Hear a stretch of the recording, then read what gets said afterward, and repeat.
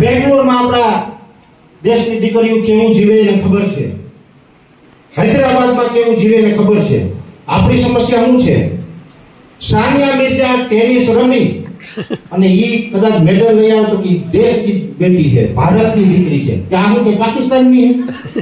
આ 45 ડિગ્રી તાપમાનમાં અમારી દીકરીઓ કામ કરે, હું પાકિસ્તાનની દીકરીઓ છે, આ ભારતની દીકરી નથી. કેમ એકાદું મેડલ અને ના મળે? દાદા કે ઈ બેટી છે, આ શું છે? આ ઈ બેટી છે અમારા દેશની. આ અમારું સ્વાભિમાન છે, આ અમારી શક્તિ છે, આ દેવી સ્વરૂપ છે. એટલે માન સન્માનની વાત દેવી સ્વરૂપ એટલે કહી દઉં. આમ તો આપણે બધા ઇંગ્લિશ મીડિયમમાં બહુ ગયા, થોડો ટાઈમ વાંધો નહીં ને. ઇંગ્લિશ મીડિયમ તરફ હવે એમાં થોડું કલ્ચર આવે ને, અમારું બાળક ઇંગ્લિશ મીડિયમમાં ભણે, ખબર નથી આપણે ઇંગ્લિશ મીડિયમમાં ભણે ને હું શીખીને આવે હું નહીં, આપણી સંસ્કૃતિ ભૂલતા જઈએ આપણે. એટલે એમાં શું થાય, આપણું બાળક પછી છે ને કોઈ પણ લેડીઝ હોય ને એટલે મોટો થાય એમ કે મેડમ આ કામ છે, મેડમ બોલતા શીખે ને આપણે. આપણે દાદા કેમ મેડમ બોલતા આપણા દાદા મેડમ નહોતા બોલતા. આપણી ઉંમરના, મારાથી નાની ઉંમરના બધા મેડમ આ કામ છે, પણ ક્યારેય ભાષામાં ન ગયા આપણે. અને ખરેખર આ દેશનો પાયો તો ન્યા નીકળી ગયો કે મૂળ વસ્તુ આપણું ઉપર આપણે ફોકસ ન કર્યું. શિક્ષણ છે ને મૂળ વસ્તુ, એના ઉપર ફોકસ ન કર્યું. ઇંગ્લિશ મીડિયમની પ્રાઇવેટ સ્કૂલો સેન્ટ કોન્વેન્ટ ને સેન્ટ ઝેવિયર્સ બધી ખોલી દીધી. આપણે છોકરાને ફી ભરી દાખલ કરતા ગયા. પણ આપણે મૂડી નો વિચાર્યું કે છોકરા ભણે તો કે ઇંગ્લિશમાં શું હોય? મૂળ શબ્દ 4000, એમાં ડચ, ફ્રેન્ચ, જાપાની, જર્મની બધી ભાષાઓને મેળવી અને 12000 શબ્દવાળી ભાષા બનાવીને આપણે ઇંગ્લિશ ભાષા કહીએ છીએ. ગુજરાતી આપણી ભાષા છે, એમાં 40815 શબ્દ છે ટોટલ શબ્દ ભંડોળ એનો. અંગ્રેજીમાં 12000, ગુજરાતીની અંદર 40815, જ્યારે હિન્દીની અંદર 53600 ને માથે કંઈક છે, એક્ઝેક્ટ મને નથી ખબર, પણ 53600 ઉપર છે.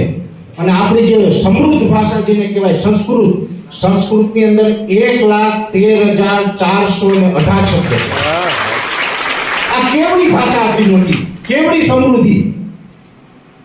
પણ આ લોકોને શિક્ષણ જેનામાં નથી ને, એ લોકોએ સંસ્કૃતની એક યુનિવર્સિટી નથી રહેવા દીધી.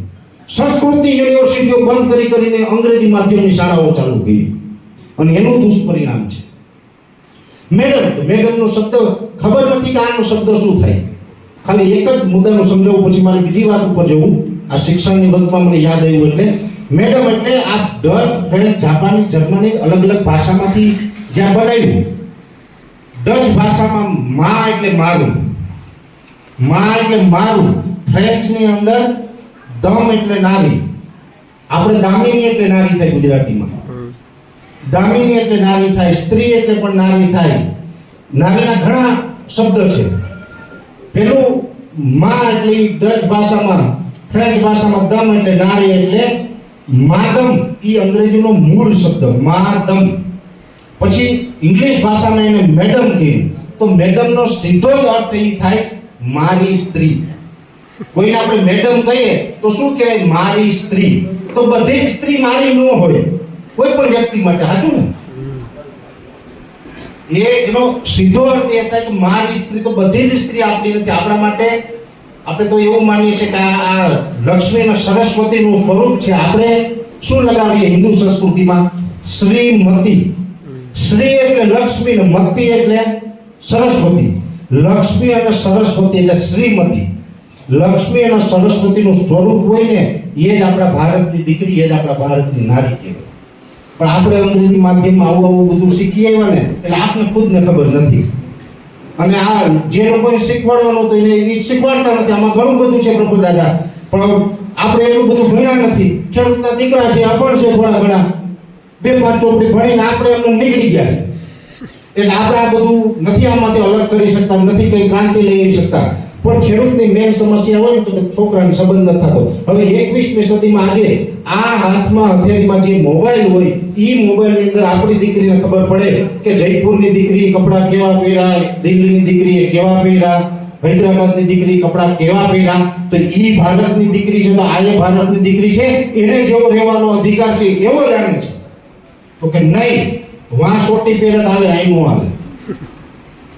મૂળ પ્રશ્ન છે ને આ તમને નવી વાસ્તવિકતા મારો શબ્દ ગળે નહીં ઉતરે. મૂળ તો એ છે કે આપણે સોટી પહેરવાય ગામડા ન થઈએ એટલે સુરત જવું પડે ને. જો તમારી મારી તાકાત નથી કે આપણે પહેરવેશ ઉપર રોક લગાવવાથી ક્યાંય રોકાઈ ગઈ. 21મી સદીના છોકરા બહુ સ્માર્ટ છે. એ અહીંયા ના પડે ને એટલે બુદ્ધિપૂર્વક એમ કીધું કે અમારા ગામડા નથી રહેવું, સુરત જઈને ત્યાં પહેરે કે નથી પહેરતા. ન પહેરતા હોય તો કયો, અને કદાચ કોઈ એમ વેમ હોય કે નથી પહેરતા, ફોન કર્યા વગર ના સુરત જાવ તો ખબર પડશે. ફોન કર્યા વગર ના સુરત જાવ ખબર પડશે. પછી છે ને ત્યાં જાવ તો ખબર પડે કે આ તો આને આવીને આ તો કઈ તો પેલા ગામડે કરવા દો ને. કપડામાં પહેરવેશ ઉપર હું એમ કહું કે 21મી સદી છે. દીકરી હોય દીકરાનો વહુ હોય, હવે ક્યાંય બહુ રોકટોક ન કરો. હા, આપણું કંઈક બાળક ખોટા કામ કરતું હોય તો આપણે રોકટોક કરવી પડે. પછી આપણે કે વેતાણ હું કામ રહીએ? 18મી સદીમાં રહેવા માટે તમારે ગામડામાં રહેવાનું. આજે આ દુનિયા ચાંદ ઉપર ને મંગળ ઉપર ને પહોંચી ગઈ તો આ નવી પેઢીને નહીં જીવવા દેવાનું એવું. અને એમાં કે શું આપણા દીકરાનો બહુનો જ વાક છે, આપણા દીકરાનો એકલો જ વાક હોય, એને એવું જ ગમે. આ નવી વાસ્તવિકતા છે. આપણો છોકરો હોય, આપણા દીકરાનો બહુ હોય, એ માન મર્યાદા આપણે જે કઈ માનીએ કપડા પહેર્યા હોય એને મજા નથી આવતી, કોઈ બીજું પછી નજર નાખે. આ નવી વાસ્તવિકતા છે. આ તમને કોઈ નહીં કહે. આ હું કહીશ, મને કદાચ નહીં સ્વીકાર આવી બધી વાતો. પછી તો ઘણા સ્માર્ટ છોકરા છે ત્યાંથી સિટીમાં જતા રહ્યા, એટલે હું એમ કહું કે તમે છૂટછાટ આપીને અહીં રાખો. ઘણા અહીં રાખે. પછી ઘણા મિત્રો એમ કે અત્યારે છોકરાને અહીં રાખ્યા તો અમને વૃદ્ધાશ્રમમાં મૂકી દો. એટલે મેં ઘણા વૃદ્ધાશ્રમોની મુલાકાત લીધી. આ હું કામ વૃદ્ધાશ્રમમાં ગયા રંગભાઈ મારી બધી ખબર છે, આજની મંજૂરી લીધી એટલે કહું.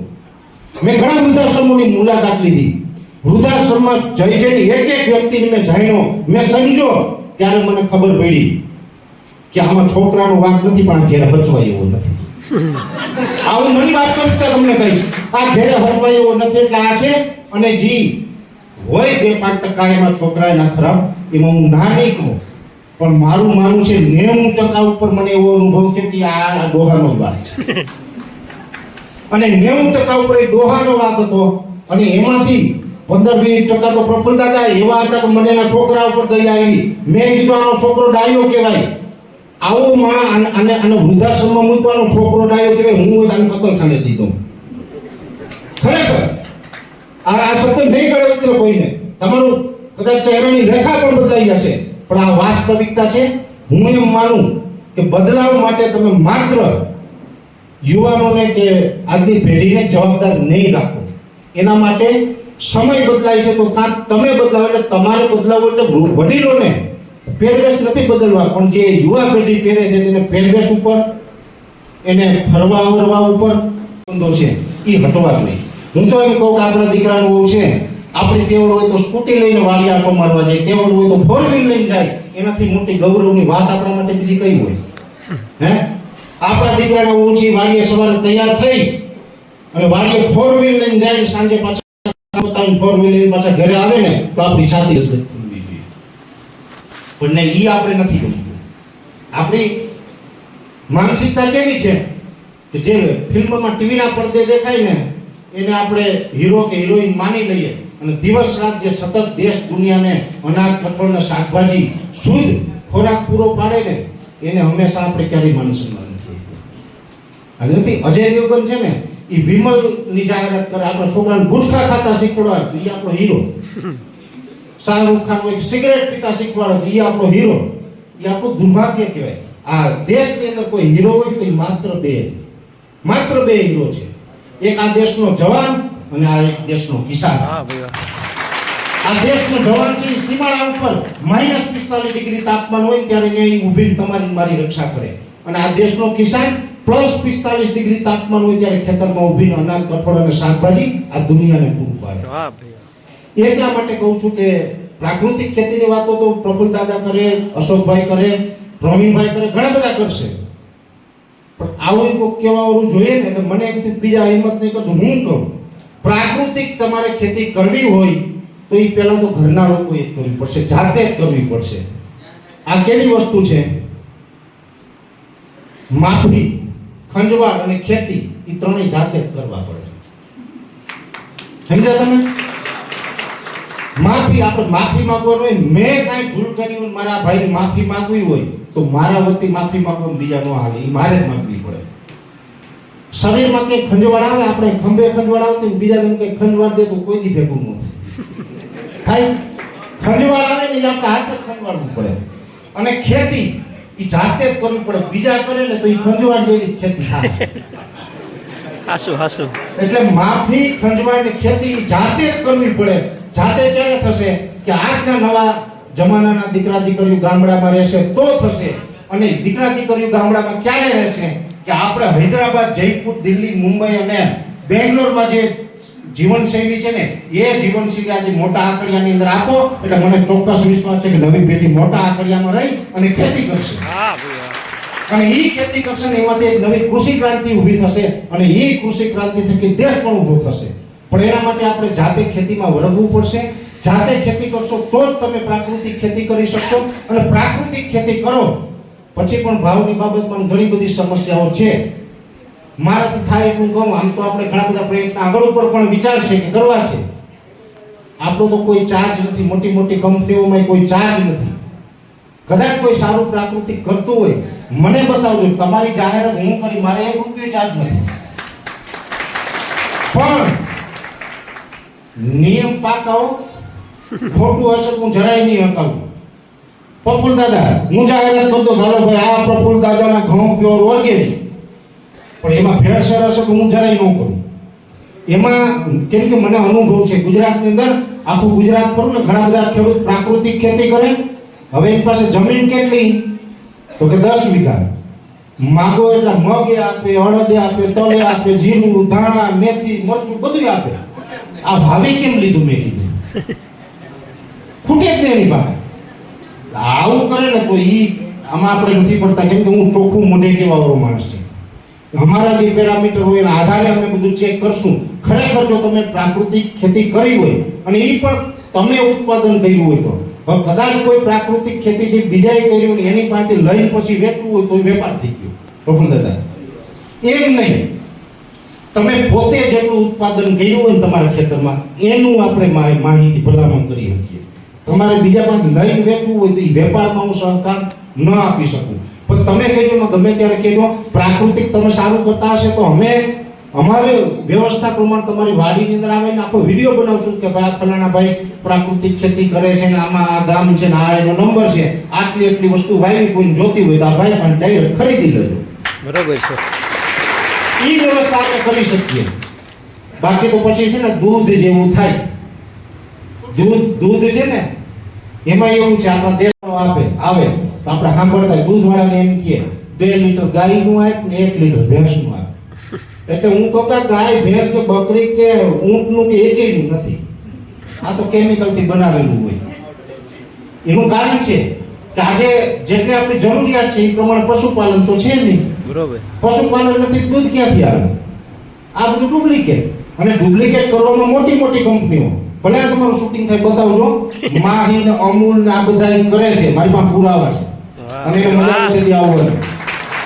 માહી ને અમૂલ ની કોથળીમાં ડુપ્લિકેટ દૂધ ને ડુપ્લિકેટ ઘી ને આ બધું આવે છે. તો આજે બીમારી લઈને આવે છે ને એ ડુપ્લિકેટ આવે ને એના કારણે ખેડૂતોના ઓરિજિનલ દૂધના ભાવ નથી. આપણું દુર્ભાગ્ય એ છે, ઠંડુ પીણું હોય ને, કોકા કોલા થમ્સ અપ ની પીવાતીનો એસિડિક પીએચ હોય એને કારણે આપણા આંતરડાની અંદર કેન્સર જેવી ભયંકર બીમારી થાય. એ કોકા કોલા થમ્સ અપ છે ને 80 રૂપિયા લીટર વેચાય અને ખેડૂતના દૂધના 40 રૂપિયા. આ દેશનું દુર્ભાગ્ય જોઉં તમે. મેન ડુપ્લિકેટમાં ડેરીઓ છે, ગામડામાં નાની ડેરીઓ છે, પછી ખેડૂતે છે. એમાં જો તમારી ભૂલ હશે ન્યાય કહી, કેમ કે મેં ખેડૂત જોયા છે, મેં ઘણા ખેડૂત એવા જોયા. એટલે હું કહેતો હોય હું ખેડૂતનો દીકરો છે, મને ગાય ભેંસ દોતા આવડે, વાહિંદુ કરતા આવડે, નિરણ કરતા આવડે, ઢોર સાયરા બધું કર્યું મેં. આપણે કહીએ ને ગાય, અમારા ગીરમાં મારું વતન ગીર ખોરાસા, અમારા ગીરમાં એમ કે ગાય છે ને એ હથવાર છે, અમુક ગાય ને ભેંસ છે ને એ રેગ્યુલર દોતા હોય દોવા દે. પછી ગાય બહુ તોફાન હોય કે આ ગાય દોવામાં કલેક્ટ છે એમ અમારે કહે. ગમે એવી કલેક્ટ ગાય એ દોતા આવડે, ગમે એવી કઠણ ભેં હોય એ મને દોતા આવડે છે, એનું વાહિંદુ આવડે છે. બરાબર. અમારે ખબર છે પશુપાલન કર્યું, ભેં વ્યાણી જળ ન પડે 3 દી. તો તો એને હું ખવડાવવાથી તરત જળ પડી જાય, એને તકલીફ ઓછી પડે, એ બધું અમે જ્ઞાન ધરાવીએ છીએ. એટલે મને ખબર છે કે પશુપાલન કેમ થાય. હવે ઘણા ખેડૂત છે ડેરીએ દૂધ દેવા જાય, મેં એના કાર્ડ વાંચ્યા, 25 લીટર કાયમ દઈ આવે. આજે 25 લીટર હોય, 3 મહિના પછી 25 લીટર, 6 મહિના પછી 25 લીટર, વરદી પછી 25 લીટર, હવા વરસ પછી 25 લીટર, એનું કોઈ દી ચોવી ન થાય. હવે તમે વિચારો, આજે ભેં વ્યાણી હોય, એ આજે દૂધ આપતી હોય, 4 મહિના પછી આપે, 6 મહિના પછી આપે, 9 મહિના પછી આપે, દૂધ ઓછું થાય ને વહકી જાય તો ઘરનું ખાવાય બીજા પાંચ લેવું પડે. આ તો ખેડૂતના દીકરા તરીકે તમે હું જાણીએ આ મારી વાસ્તવિકતા છે. છતાંય આ અમુક ખેડૂત એવા છે કાયમ 25 લીટર ડેરીએ દેવા જાય, એની પાસે કઈ ભેંસ છે ને હું ગોતું હજી મને મળી નથી. એટલે ડુપ્લિકેટ ઘરમાં બનાવીને ડેરીએ દઈ આવે. એટલે આવું કરતા હોય તો એમાં આપણે ક્યાંય સહકાર ન આપી શકીએ, એને ખુલ્લા પાડી શકીએ. કોઈ એવું કરતું મને નામ દેજો, તમે પીતા હોય મન કહેલું ને નામ ગામ સહિત હું કહી દઈ આ ભાઈ આવું કરે, પુરાવો આપજો મને. એટલે પ્રાકૃતિક ખેતી તરફ આવવું ખૂબ જરૂરી છે. આજે આ કાર્યક્રમની અંદર ઘણી બધી વાતો હતી, એમાં આપણા તમારા વિસ્તારના ધારાસભ્ય શ્રી પણ ઘણી બધી સારી વાત કરી ગયા, અશોકભાઈ મુળિયાએ સારી વાત કરી, ભવનભાઈ પણ ઘણા સમયથી મહેનત કરી રહ્યા છે. હવે આપણે પ્રફુલ્લ દાદાને કે જે આના ભીષ્મ પિતામહ કહેવાય એને સાંભળવા છે. પણ વચ્ચે મને થોડુંક એમ લાગ્યું કે મારે બે વાત કરવી છે, અહીંયા આવ્યો છું તો બોલવું જોઈએ, અને બોલવામાં બે શબ્દમાં મને જે જરૂરી લાગ્યું એ મેં કીધું છે. શક્ય લાગે તો ઘરની અંદર બધા બદલાવ કરજો. તમે એક શરૂઆત કરો, એકના ઘરની અંદર રેણી કેણી આજે બેંગ્લોર હૈદરાબાદમાં થાય ચાલુ કરી દો, તમારું જોઈને આખું ગામ કરશે. તો મૂળ પેલ કોણ કરે એ ડર છે, તો પેલ આપણા ઘરથી જ કરી નાખો. અને સારું વ્યવસ્થિત તમે લાઈફસ્ટાઈલ ચેન્જ કરશો ને એટલે ચોક્કસથી મને વિશ્વાસ છે કે આજની ભણેલી ગણેલી દીકરીઓ ગામડામાં રહેશે, પ્રાકૃતિક ખેતી કરશે, સારા ભાવ મળશે, અને પછી આર્થિક સદ્ધરતા મળશે તો એના છોકરાનો સંબંધ આસાનીથી થઈ જાય. બરાબર. એટલે આ વાત હતી મેં આપની સમક્ષ રજૂ કરવાનો પ્રયત્ન કર્યો. વિશેષ તો રેગ્યુલર યુટ્યુબના માધ્યમથી કે ટીવી ચેનલના માધ્યમથી તમારી સમક્ષ આવું છું, માહિતી આપું છું, ત્યાં પણ માહિતી આપતો રહીશ. અને સાથે બીજો કોઈ પણ પ્રશ્ન એવો હોય કે જે તમારે જટિલ પ્રશ્ન હોય, સોલ્યુશન કરવામાં આંદોલન સુધી કોઈ પ્રશ્ન લઈ જવો હોય, એમાં પણ ક્યાંય મારા જેવા કામની જરૂર પડે તો કહેજો. કેમ કે આપણે એવી ખેડૂતને તકલીફ હોય તો કરતા રહીએ. હમણાં થોડાક ટાઈમ પહેલા જ છેલ્લું મારો એક કાર્યક્રમ તમે માણાવદરનો જોયો હશે. બેંકની અંદર વીમો પાસ થઈ ગયો, પણ બેંકને મેનેજરથી મળીને આખી ટીમ 8 મહિનાથી ખેડૂતને ધક્કા ખવડાવતા હતા. ધક્કા ખવડાવતા એટલે ખેડૂતો મને વાત કરીને હું ગયો ત્યાં. મેં કીધું આજ ને આજ કરો, મને કે ન થાય. કે મેં ઓલા કસ્ટમર હતા ને બેંકમાં, મેં ગમે તો બહાર નીકળે મેં શટર પાડીને તાળું મારી દીધું બહારથી. બેંક આખા સ્ટાફને પૂરી દીધો એટલે મને ખબર હતી પોલીસ બોલાવશે, અમે બહાર ઉભા રહ્યા ખેડૂતો બધા. પોલીસ આવી મેં શટર ઊંચું કરીને પોલીસ નહીં પૂરી દીધી. આ નવી વાસ્તવ, તેનું કારણ છે તમે ગુજરાતમાં ઘણી જગ્યાએ એવું સાંભળ્યું હશે, કોકે ભૂલ કરીને પોલીસે પૂરી દીધા. તો પોલીસને કોકે પૂરી દીધા એવું કોઈ નહીં સાંભળ્યું. મેં માણાવદરમાં પોલીસને પૂરી દીધી બેંકમાં. પછી તો ડીએસપી ડીઆઈજી જ્યાં ફોન કરવાને લગાડ્યા, 2 કલાક પૂરી રાખ્યા, અને પછી એને લેખિતમાં આપ્યું કે 4 દિવસની અંદર અમે આ ખેડૂતના એકાઉન્ટમાં પૈસા જમા કરી દેવું. પછી તાળું ખોલ્યું. અને 4 દિવસનું કીધું ને, 2 કલાક બધાને પૂરી રાખ્યા ને, એટલે 36 કલાકની અંદર દરેક ખેડૂતના ખાતામાં પેમેન્ટ આવી. બરાબર. અને એ પાછી ભગવાનની કૃપા ને ખેડૂતના આશીર્વાદ કે મારી ઉપર આવા કામ હું કરું, મારી ઉપર અત્યાર સુધીમાં જિંદગીમાં સિંગલ કેસ નથી થયો. સિંગલ કેસ નથી થયો મારી ઉપર. મતલબ તમે આવું કરો તમારી ઉપર કેસ થાય, તમને સજા થાય, પણ નથી થયો. ભગવાન જેથી મોકલશે તેથી ન્યાય જઈ આવશું. પણ એવું કઈ કામ હોય તમારા વિસ્તારની, કોઈ પણ વિસ્તારનું ગુજરાતમાં હોય, કઈ અટકતું હોય, અમારા જેવા વ્યક્તિની ક્યાંય જરૂર પડે તો વિના સંકોચે ગમે ત્યારે પ્રવીણભાઈનો સંપર્ક કરીને જાણ કરજો. અમે ગમે ત્યારે કાળી રાતે ફોન કરશો તો જુનાગઢ ત્યાં પહોંચવા અમારે 1.5-2 કલાક થાય. તમારો ફોન આવશે 2 કલાકમાં અમે હાજર થઈ જશું. અહીં મારી વાતને પૂર્ણ કરું છું. જય જવાન, જય કિસાન.